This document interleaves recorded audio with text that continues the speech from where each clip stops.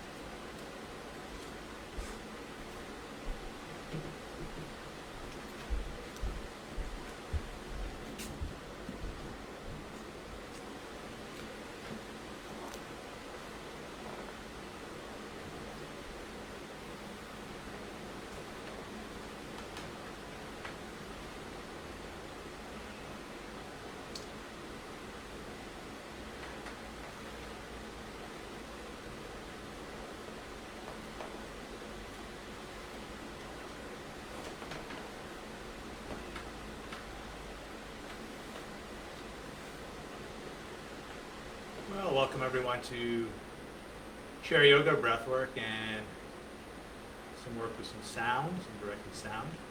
My name is Mark Cormier. Welcome, welcome, welcome. So I had a bike accident and cracked a couple of ribs. I think one in the front, one in the back. Makes breathing challenging. Also cracked my shoulder a little bit. Having said that, rotator cuff looks pretty healthy, so I'm going to take this off. And just work through some stiffness. So I wanted to do this practice just to demonstrate that you don't have to be 100% to be able to do yoga and still get its benefits. So I teach a chair yoga series at the library, and relatively popular. People spend a lot of time in chairs. When you're sitting in chairs, you don't have to just plop down in a chair, although many of us do. I do, forget. After a while, I tend to come to the front of my sits bones. I tend to round forward, my shoulders slump forward. I might be on a computer, I might be on my phone, even behind the wheel of a car. So, as a yoga practitioner, every time I do sit in a chair, every so often I try to bring my mind to my posture, and I will try to find the front of my sits bones. I'll move away from the back of the chair, and I'll try to sit up a little straighter, a little taller. Different ways to calibrate the body. One really easy way, we can get way more complicated than this, is I always think ears over shoulders, ears and shoulders over hips, and if you're sitting down, ears, shoulders, hips over sits bones, and if you're standing up, ears, shoulders, hips over heels. Another way to think about it might be to think about the back of your head and your sacrum and try to have those in one line. Many of us, particularly with our devices, tend to get in this head forward stance, and that might start with the neck, might start with the back, but the head is pretty heavy, so in that head forward stance you don't really have that nice spinal alignment to support the head without excessive strain on the muscles of the shoulders, the neck, the upper back, lower, and it permeates.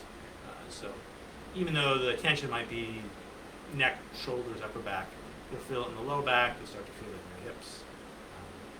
There's the old saying, this bone's connected to that bone, and that bone's connected to another bone. And it just goes out through the body. So we want to find our good alignment so we can sit easily, and we can breathe easily, and we can be easily.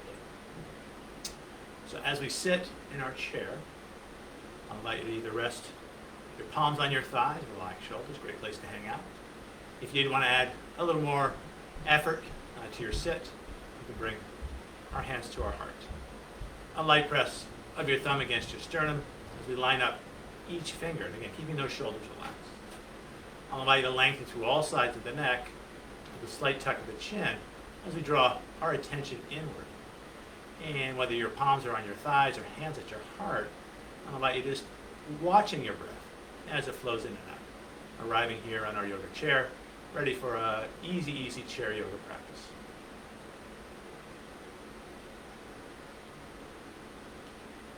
As we observe the breath, notice where the breath goes. Notice where the air doesn't go. No rights, no wrongs. Just connecting with your breath. Much like you might connect with a friend you haven't seen in a little while.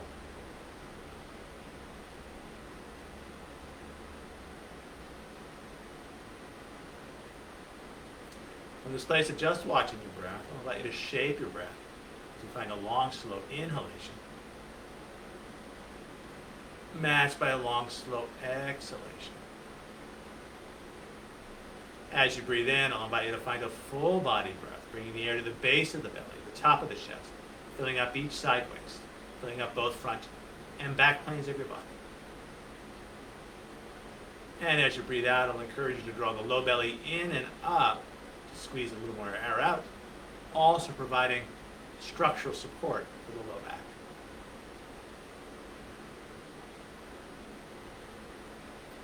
So in this chair yoga practice, this deeper, fuller breath will be our go-to breath.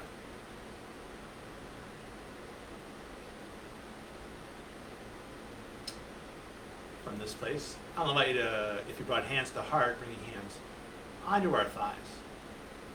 From here, let's find a twist, any amount. So I've got a compromised back. I'm not going to twist very much. Having said that, not very much is going to work wonders for me over time. So one hand finds the side of the chair, the other hand finds a thigh, taking an inhale to sit tall, and then finding a twist. Take your time. With every in-breath, sitting up a little taller. With every ex-breath or exhale, twisting a little further. Just starting to tune in to our feeling body. How does it feel?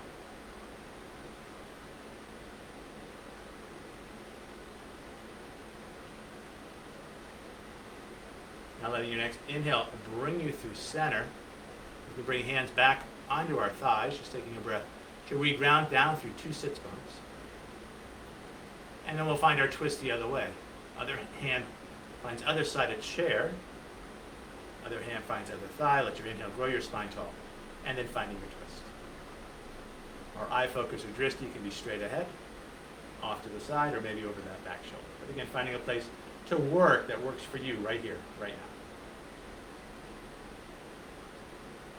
With every inhalation, sitting up a little taller. With every exhalation, finding a little more twist, even if it's just on an energetic level.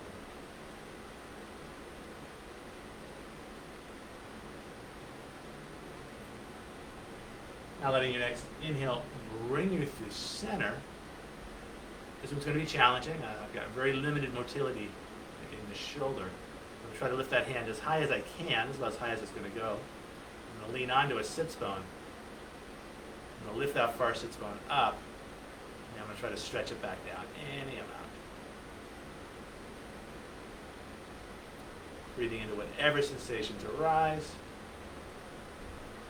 Trying to find a little more space between each vertebrae, each rib. And this is my compromised side, so lots of sensation here. Now letting an inhale bring me through center. I'm going to ground down through that hand. Other hand high, you can see obviously lots more range of motion on this side. I'm going to lean onto one side, I'm going to lift that far sits bone up. I'm going to slide it back down. I'm going to hold this shape as I find a little more space between each rib. And breathing into that space.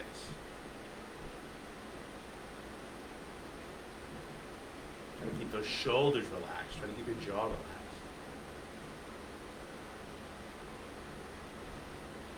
Now letting an inhale bring you through center.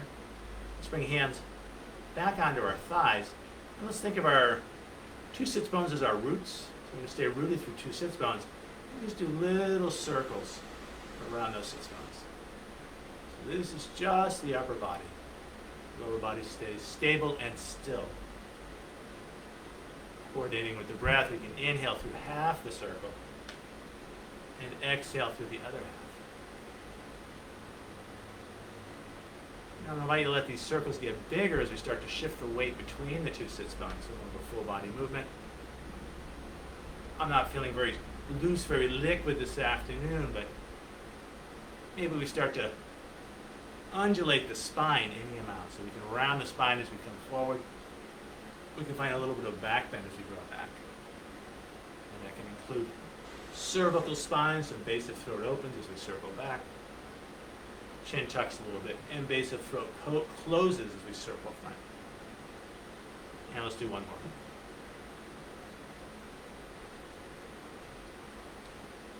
And then back to center.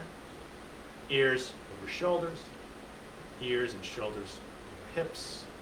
Ears, shoulders, hips over sits bones. Let's take those little torso circles the other way. So we're going to stay grounded through our 2 sits bones as if they're our roots. Think of a pair of rocks. And we don't want to disturb those rocks as we circle our torso. Again, we can coordinate it with the breath, breathing in as we circle back, exhaling as we circle front. Sometimes I like to think of a pencil revolving around its point in this limited circle engagement. And now letting the weight shift between the sits bones, front, back, side, as we make it a bigger circle. And then channeling your inner palm tree here. And as we find a little bit of a back bend as we circle back, open throat, open heart, a little bit of a tuck of the chin, a little bit of a rounding the shoulders forward, and as we circle front.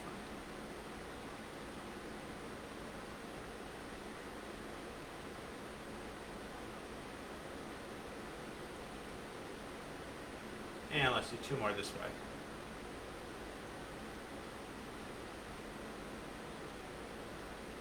And then back to center.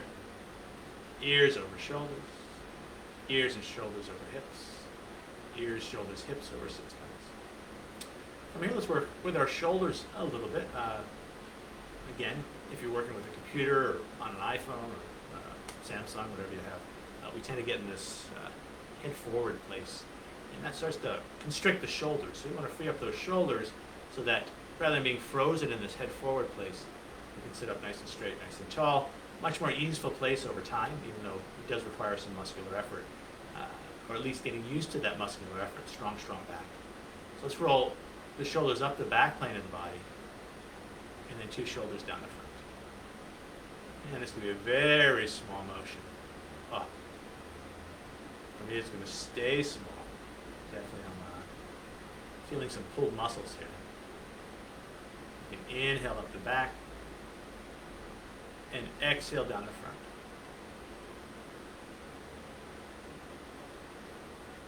And let's do one more this way. Now let's take 2 shoulders up the front plane of the body, and 2 shoulders down the back. And we'll do 6 or 7 of these.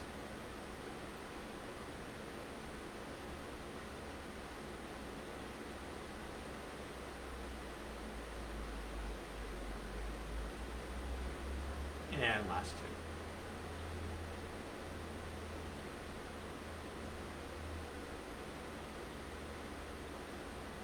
And letting those shoulders be heavy on rib shelf, just let them settle. Let's work with our neck a little bit. So neck is very close to the shoulders. A lot of times when people have neck issues, often it's because they have tension in the shoulders, and that gets, there's a technical word for it. I want to say projected, but it's not quite it.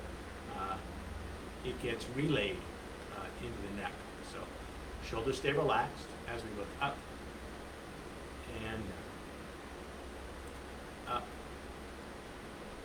and down. Let's do 6 of these. Up and down. Let's do 3 more. Up and down. Last 2. Up and down. Last one, we're going to look up. I'm going to invite you to hold that look up, just enjoying a nice stretch in the base of the throat, 5th chakra, communication. You might envision your tongue joining the base of the tongue, the root of the tongue, joining at that place of the stretch. You know, without shortening the neck, it's almost like there's a tennis ball here. We're going to round up and over the tennis ball as we tuck the chin, enjoying a nice stretch in the back of the neck.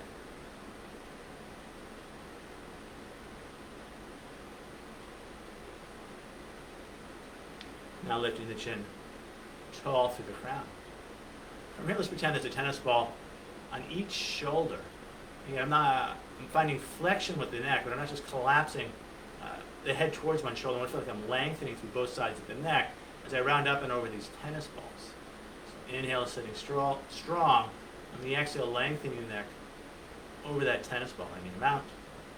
Inhaling through center, crown of the head reaches high. Exhaling other side. And let's do 6 both ways.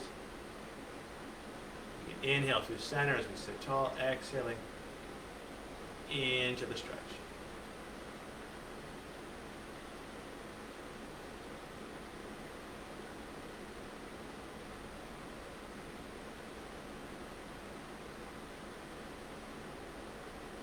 And a couple more each way.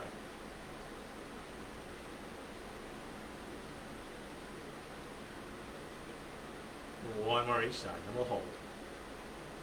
Just holding that stretch, keeping the shoulder heavy. The ear maybe moves a little bit closer without compressing the side of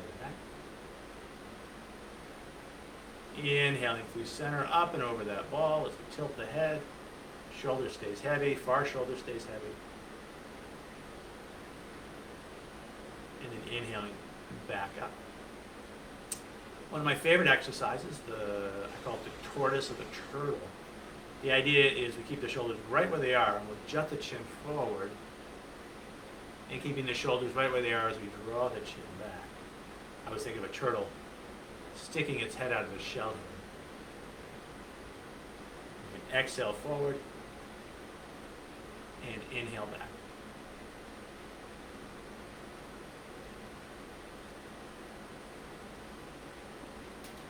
do 3 more. Exhaling forward.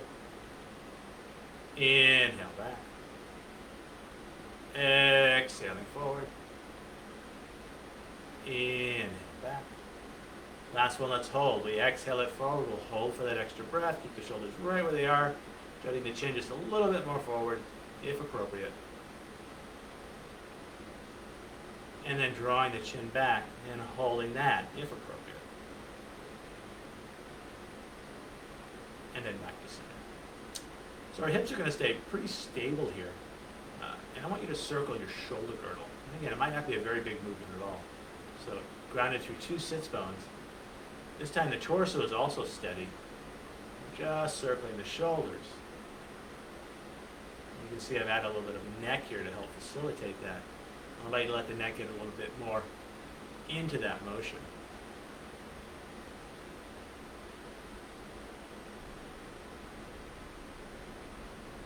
And a couple more times this direction. So right now we're working with cervical and thoracic spine. So neck spine and rib spine. And then back to center. We'll take those shoulder girdle circles the other way to try to keep it initially mostly about thoracic spine, rib spine, and then letting cervical spine, neck spine play. Again, coordinating with the breath, we can inhale through center and exhale.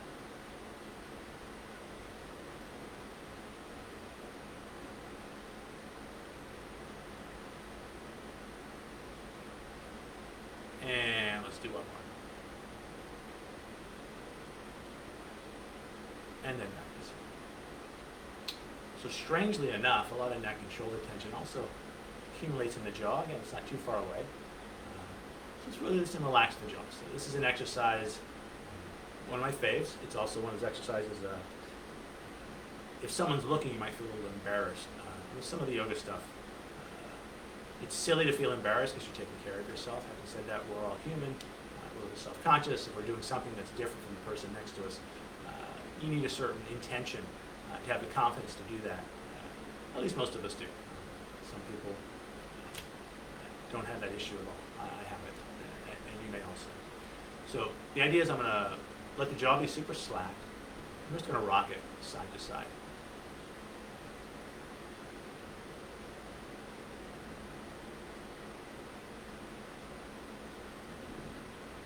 And now I'm going to bring that jaw center, and I'm just going to gently open and close the mouth.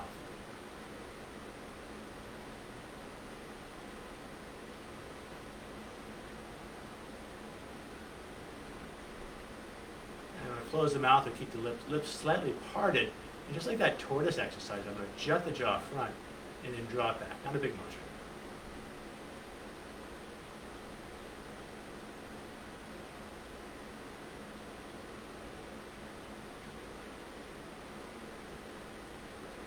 And then back to center. So yeah, the jaw, it's interesting. It's like a indicator light on your dashboard. Anytime you notice you're clenching your jaw, there's something going on. Recently for me, it's been hard to get up and get up down, and I noticed that I'll be clenching my jaw when I do that. Jaw doesn't really help. So I try to relax my jaw and then kind of focus my energy where it needs to be. Most often in my legs, particularly when I get up or sit down. From here, let's work with our wrists a little bit. So I invite you to bring your hands in front. Let's find a clasp with the fingers. So a lot of us are keyboarding or thumb boarding. So we've got to get these guys to be super motile. The directions come from up here, they pass through the wrist, and sometimes we get issues. Something called carpal tunnel. If you've never seen the carpal tunnel, you can put your hands together and look through the tunnel. And it's where it forms a little tunnel there, and that's where the nerves pass through. So I want to keep that area, I want to keep the flow really, really good. So there's a few wrist exercises here to do that. Something called carpal tunnel syndrome, where you get pain in your hands because the nerves become impinged or inflamed, or the tissue around the nerves becomes inflamed in that carpal tunnel. I don't know if you can see my carpal tunnel. So clasping the fingers, and we're just going to rotate the wrists. Doesn't have to be a big rotation. Doesn't have to be a fast rotation. Let it be your rotation. And then addition to cracking ribs and hairline fracturing a shoulder, I hurt my left wrist, a sprain. So that's the connective tissues. Sprain is connective tissue, strain is muscle tissue. So I think it's a sprain. And we'll take those circles the other way. I believe, and I'm not a doctor, that the sooner you return to movement after an accident, the quicker you return to full mobility. And we said that if you're in pieces on the ground, that's not going to happen. So you have to do what you have to do. And back to center. So let's find the other clasp of the fingers.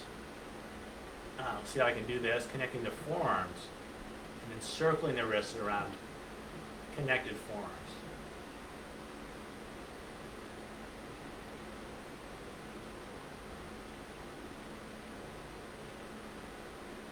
And then taking those connected forearm circles the other way.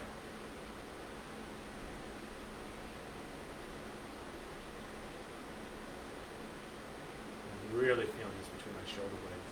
It's funny, when you do get hurt, you really notice how parts of the body connect. I'm just trying to use my fingers to clean between my toes after I get out of the shower and releasing. And I noticed a muscle at the very base of my shoulder blade was going like this, and it's like fingers way out here, muscle between the back of the shoulder blade is way back there. So a lot of times we think about these short chains of motion, but our real chains of motion are a lot longer than we ordinarily notice. From here, I'll invite you to play the piano, whatever song you'd like to play.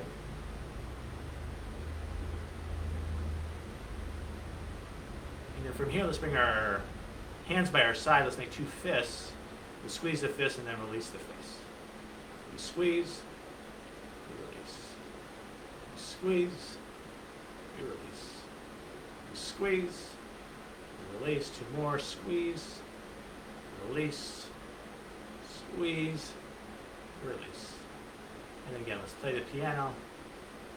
We squeeze the prana, the life force, out of those fingers and inviting it back in, accompanied by whatever song you'd like to play.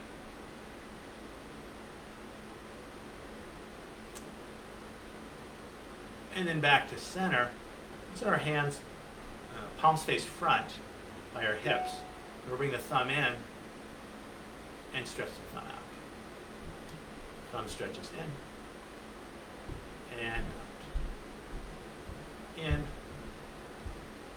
and out. Let's do 3 more. In and out. In and out. I'm going to stretch that thumb in and hold. We take that thumb out and hold. And then back to center. Palms on our thighs. Let's sneak in a quick breath exercise here. So I'm going to ask you to bring one hand on the belly, other hand on top. And let's find a belly breath here. So we're going to drop our breath down into our hands. And we'll do 3 or 4 of these. I won't cue it. I'll just let you find your belly breath. And as you breathe in, the hands lift. And as you breathe out, the hands draw in. I'll allow you to let the warmth of the belly penetrate out through the back of the hands. And the warmth of your palms penetrate through to the very center of yourself.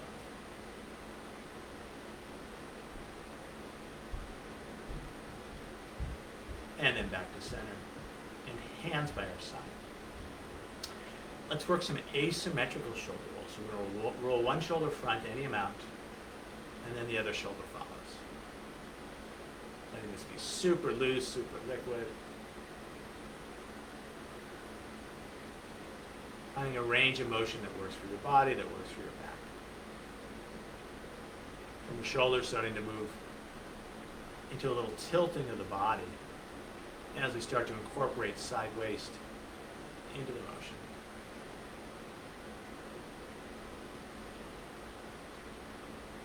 Let's do one more this direction. And another, one shoulder goes back, the other shoulder follows. And again, your range of movement is your range of movement. So if you have a very small range of movement, that's okay. If you have a big range of movement, that's okay as long as you're not pulling, tugging, or pushing too hard. And again, that incorporating side waist. Always finding the right amount. It's like playing an instrument. There's a fellow I know used to play the saxophone at parties, and inevitably played way too loud. There's also those musicians, maybe newer musicians, who play way too soft. There's always that right volume level. Same thing with our exercise. And one more. And back to center. So let's do some torso rolls here, but let's incorporate a little more of a forward lean and a little more of a lean back. So I'm going to lean forward, and we'll circle to one side, and lean back any amount, and then leaning forward. So similar to what we did before, except we've incorporated a forward fold and a little bit of a back bend. More so than we did way back then.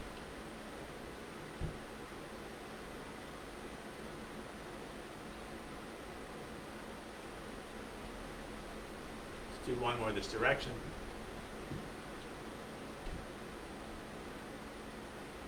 And back to center. Now we're going to take it the other way. Inhale back. And exhale forward. So Josephine subbed my more active class for the Bay Club yesterday afternoon. It's interesting because she had the other breath pattern where I usually exhale, she cued an inhale. And where I usually inhale, she cued an exhale. So we all get used to the way we cue. The other breath pattern is not wrong, it's just different. It'll have a different energetic effect. So my teachers generally, when we fold in, we exhale. We open up, we inhale.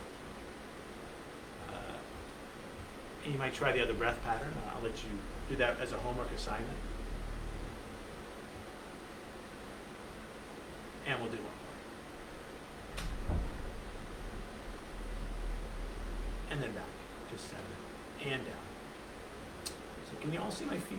My feet goes out of the frame when I do that. I'm going to bring this chair back a little bit. I do want you to see my feet.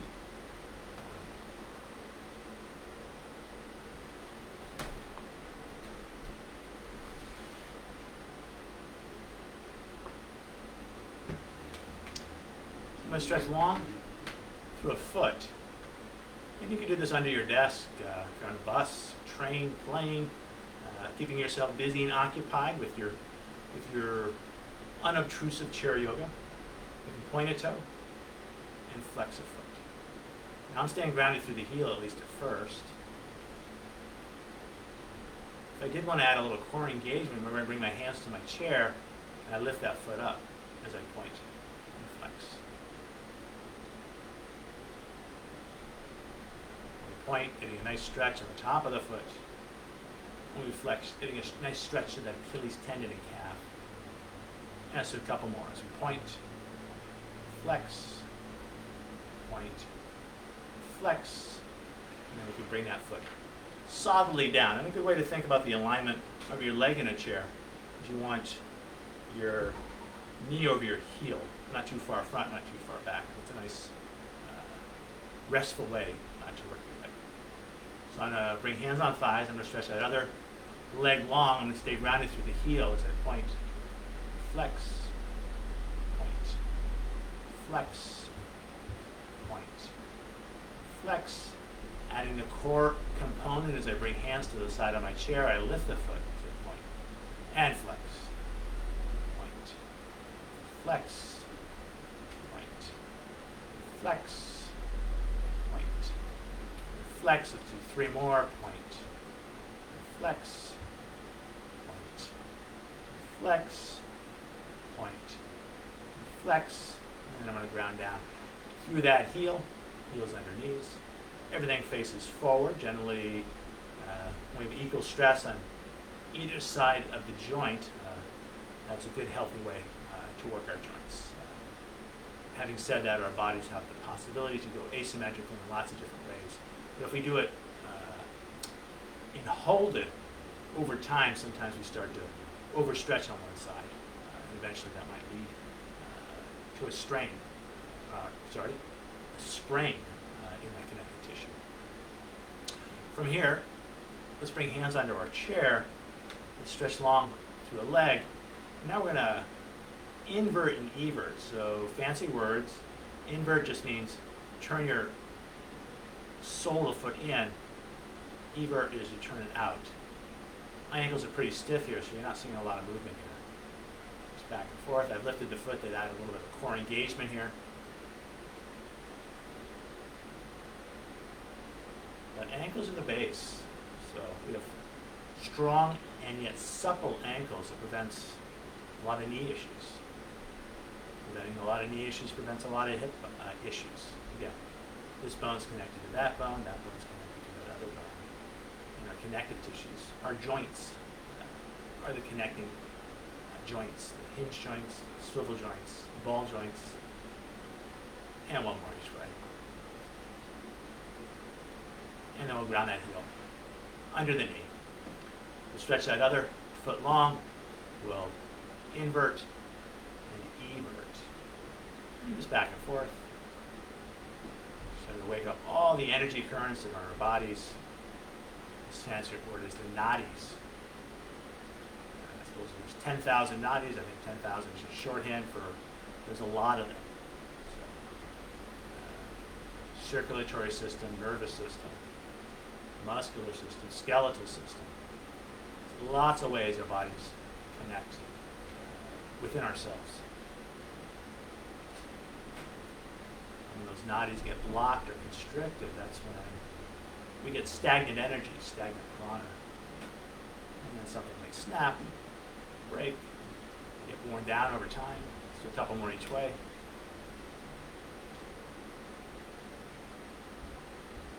And then back to center. And we'll ground down through that foot. Let's find the whole ball of wax here. An old-fashioned saying that my relatives used to say, the whole ball of wax. We go long through a leg, and we circle our foot in. You just notice the circumference of your circle. Is it small? Is it big?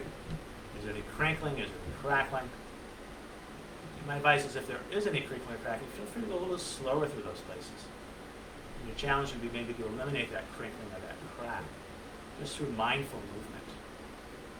Start to find a little more slipperiness on the inside of our bodies. And then take those circles the other way.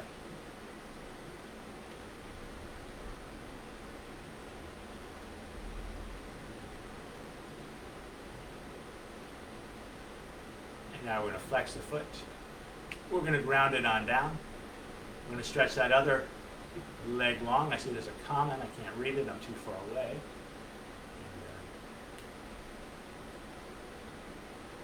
I'll let you keep circling your ankle. I'm going to try to see what this comment is.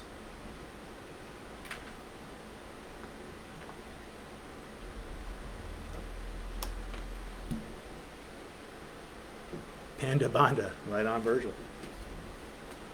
And then taking those ankle circles the other way.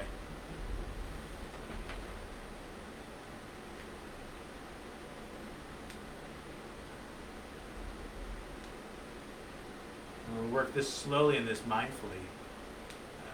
Even if you're flying to New York, it'll be halfway across the country before your yoga workout is done, which is a good thing. Then you can take your nap and you're there. And we ground on down. So to work the knees, it's a little bit hard in a chair. So I'm going to invite you, we're still going to use the chair, but more as a support mechanism in case we start to fall. And there's lots of people in the world that, myself included, particularly right now, that have balance issues. So I want to make sure that chair is there. This could be my helper, my friend. So to stand up, many of us will use our hands, we'll do all kinds of things. If you want to give yourself a core workout every time you stand up or sit down, try not using the hands. And I found this is particularly valuable since I had my accident. Whew. All right. So I'm going to back up just a little bit so you can at least see me in the frame. We go sideways here. I'm going to back down. I'm going to connect my inner knees. I'm going to cap my knees with my hands, and I'm just going to circle my knees.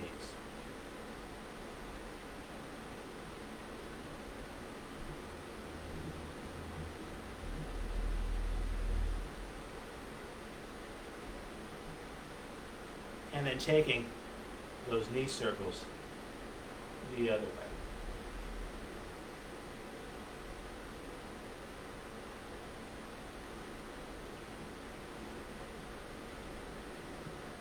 And then back to center and up. I'm going to step my feet hip width apart. Go a little farther back here. Generally, you can probably work here. So I'm fully in the frame here. I'm going to move my chair off to the side, but it's still right there. So if I feel like I'm a little shaky, my hand can always come to the chair. Bring my hands onto my hips. Any amount. It's not that easy here. I'm just going to circle my hips. For 1, 2, 3, 4, 5, and 6. I'm going to take those hip circles the other way. 1, 2, 3, 4, 5, and 6.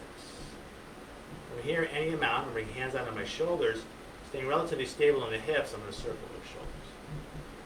2, 3, 4, 5, and 6. I'm going to take those shoulder girdle circles the other way. For 1, 2, 3, 4, 5, and 6. Now back to center. I'm going to keep my hands on my shoulders. I can't really put this arm overhead too much. I'm going to skip arms overhead like you either care or don't care. Try to take my shoulders one way, hips are going to go the other. So trace circles in 2 directions for 2, 3, 4, 5, and 6. I'm going to take it the other way. For 1, 2, 3, 4, 5, and 6. And back to center. Woo! From here I'm going to get a little jiggly, just a little loose. Find the looser and more jiggly I am, the better, the less stiff I am. Trying to find my water element. And then let's sit back down. Move the chair a little bit more forward. And let's get a little bit more into our breath work. So I want to use my core here. Really sit down. Once I sit down, I'm well away from the back of the chair. I'm trying to find the front of the sits bones. Coming back to that ears over shoulders, ears, shoulders over hips, ears, shoulders, hips over heels. My knees are over my heels. Center of my knee is tracking with my toes, palms on our thighs. From here, let's do something called the 3-part breath. So I bring one hand on my belly, other hand on my chest. We'll do a 3-part inhale. We'll do that 3 times. And we'll do a 3-part exhale. We'll do that 3 times. And the counter breath is going to be just smooth and easy. So 3-part inhale. I'm going to fill my jug up from the bottom. So I'm going to breathe into my belly. The place between the 2 hands. Into my chest hand. And then I'm going to smoothly exhale out. Breathing into belly hand. Between the 2 hands. Breathing into heart hand or chest hand. And smoothly breathe out.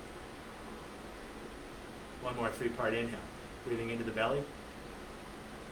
Between the 2 hands. Into my chest hand. And smoothly breathe out. Before we do the second series with 3-part exhale, I'm going to bring hands onto my thighs for a long, smooth breath in. And a long, smooth breath out. Hand finds the belly, hand finds the heart. I'm going to find a long, smooth inhalation in. I'm going to empty that jug from the top as I breathe out from chest hand, between the two hands, belly hand, long smooth breath in. Breathing out from heart hand, between the two hands, belly hand, long smooth breath in. Breathing out from heart hand, between the two hands, belly hand, long smooth breath in. And then hands find the thighs for a long smooth breath out. So when you do have cracked ribs, it's very important to keep your lungs healthy. It hurts when you breathe. So you tend to take a shallower breath, and over time, that can have not good repercussions. So your work is to breathe despite the pain or the sensation. Let's work a bellows breath. It's a strong inhale, it's a strong exhale. You might think bellows, it's called bastrika is the Sanskrit word, but you've all used the bellows to get a fire nice and hot. And that's exactly what we're going to try to generate some internal heat. Here this afternoon, I've got the fan. I know it's hot out, but it's not too hot in this room. So strong breaths in, strong breaths out through the nose, and we'll do 3 rounds, and I'll start, say about 10 or 12. Impossible for me to count, I'll practice with you.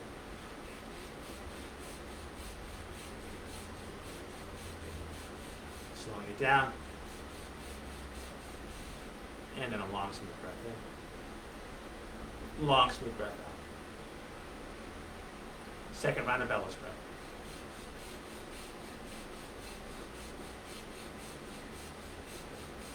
Slowing it down. Long smooth breath in. Long smooth breath out. Third and final round, bastrika, bellows breath.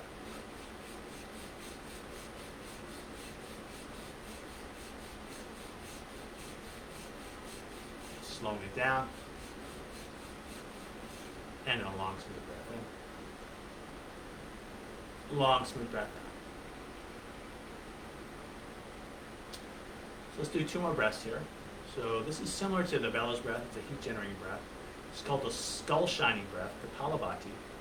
So it's a strong inhale, and the exhale just kind of takes care of itself. And if you ever have any sinus conditions, congestion up here, it's a good way to release that congestion. Skull shining sounds kind of scary, but I think the more shining your skull from the inside is releasing any congestion in those sinus passages. So we're just going to breathe in, exhale takes care of itself.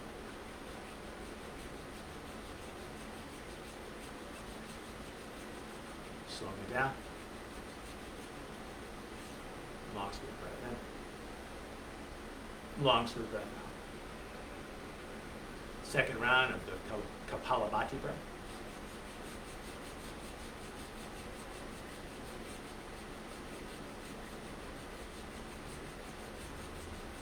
Slowing it down. Long smooth breath in. Long smooth breath out. Third and final round of Kapalabhati, skull shining breath.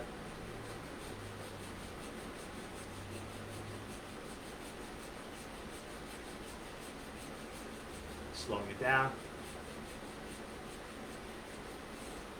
And then a long smooth breath in. Long smooth breath out. And I think I did explain that wrong. So it's you focus on the inhale and the exhale takes care of itself. And there's a slight difference. It seems very similar to the bellows breath. The bellows is strong inhale in, strong exhale out. Kapalabhati is strong inhale in, exhale just kind of comes out of its own accord. We'll do the Sitali breath, which is a cooling breath. So one of the only yoga breaths we breathe in through our mouth, we breathe out through the nose. When we breathe in, if you have the capacity to curl your tongue, you'll do so, and I think about 80% of the world does that. The other 20%, I'm not one of them. I love to be in the minority, but I'm not. I'm in the majority. I can curl my tongue. You can't curl your tongue. Don't worry about it. You just make an O with your lips, as if your lips were a straw, and that's how you breathe in. If you can curl your tongue, in addition to that O with the lips, you'll add that curl of the tongue. And it looks like this. So we breathe in, Sitali, curl the O with the lips, curl of the tongue. And then closing the mouth, breathing out through the nose. So tally breath in. Closing the lips out through the nose. Cooling, so tally breath in. Closing the lips, breathing out through the nose. Let's do 3 more. So tally breath in. Closing the lips, breathing out through the nose. So tally breath in. And out through the nose. Last one, so tally breath in. And out through the nose. A little bit of time left here. It's really hard for me to get up from the floor, so I'm not going to do a Shavasana. I'll do a seated meditation. I'm going to play with sound a little bit. If you're at home, awesome. This is one of those things you probably don't see in too many yoga classes just because it's not very Western, but the idea is we use humming as a way to kind of free up energy. So there's something called the chakras. They have to do with parts of the body, parts of our body functions. Each chakra has an assigned sound. So the first chakra is the root chakra. It's pretty much the base of your pelvis, maybe a little bit higher. The earth chakra has to do with elimination for obvious reasons. And its associated sound is lam. So I'm going to invite you to chant with me, and we'll do that 7 times. So closing the eyes. Lam, lam, lam, lam, lam, lam, lam.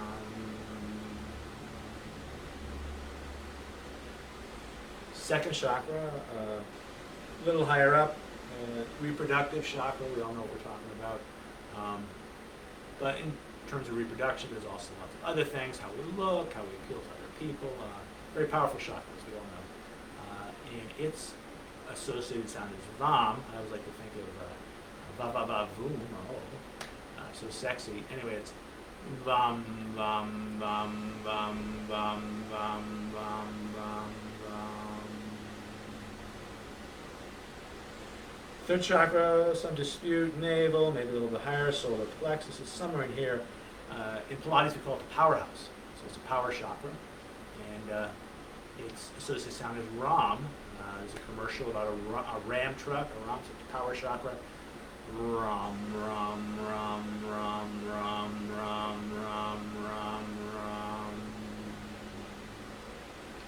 Fourth chakra is heart chakra. It's how we reach out to other people, to our community, to love, and its associated sound is yam. I like to think of yummy.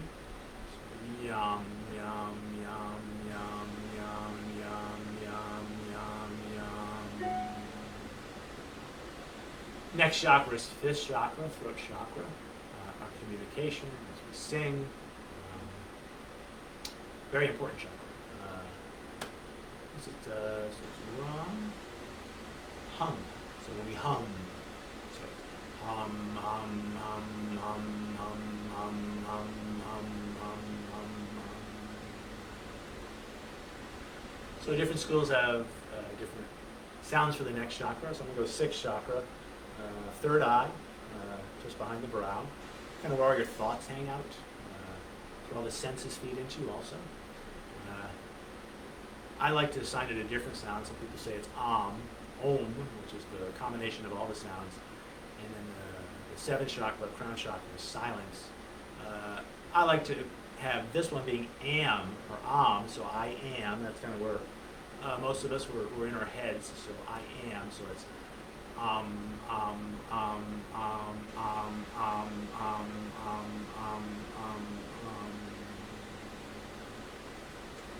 And then crown chakra, where we connect to the sky, to everything that's not us. Depending on what you believe, you can connect to God. It's really up to you. Yoga is a science. It's a science how we connect with what we believe in, or what we do for it. So we say, this is right, this is wrong, nor should you really. So anyway, so it's either silence, or you can put it all together in the very traditional om.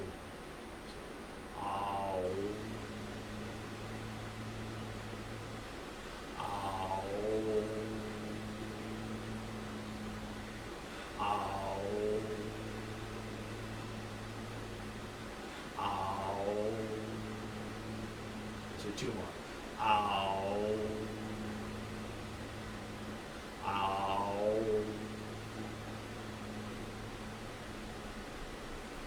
And a smooth breath in. Smooth breath. From here, I'll invite you to bring your hands back to your hearts. A slight tuck of the chin as we bow. Thanking yourself for practicing yoga with me this afternoon. And I'll also invite you to maybe bow just a little bit more. I can't go that far because I'm impinged.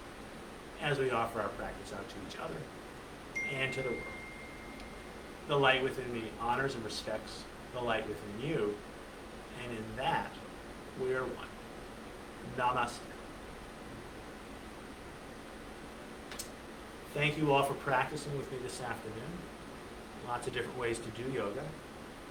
And even if you're hurt, you can still get a practice in. And my guess is I'm going to feel a lot better. And hopefully you'll feel a lot better too. Whatever your physical, emotional, mental state is. Anyway, this is the last online class for this week. Next week, hopefully it'll be a little more hale and hearty, and we'll have a more of a movement-focused class. But anyway, have a great day. Namaste. And we'll see you all real soon.